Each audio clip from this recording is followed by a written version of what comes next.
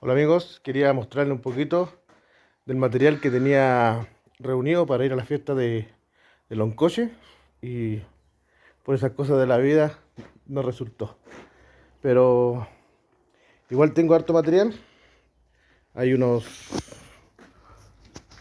pareja de leones, león y leona, ya que eso ya están encargados, se puede decir.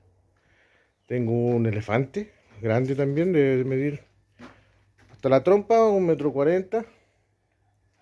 Tengo un osito grande igual, 1,70 m.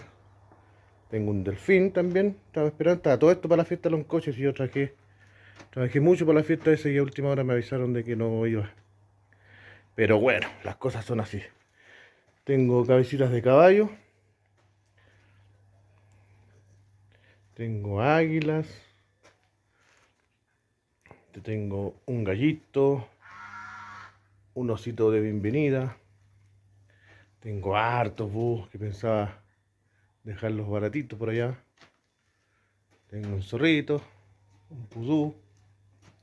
Y así, pues, harto material tenía junto para ir a trabajar. Así que si les gusta algo, si les ofrece algo, tengo un caballito paradito en dos patas, también bonito eso. Tengo un cóndor, tengo halcones, tengo eso, tengo un reloj que lo estoy pegando en este rato, lo estoy pegando para que quede pegadito el reloj. Ese debe medir unos 1,60 m aproximado. Y un osito gigante. Este que está guatón, chócala. Bueno, ese material tengo por ahora, ¿ya? Si les interesa alguna cosita, me llaman, me contactan. Está todo a la venta. Que tengan una linda tarde.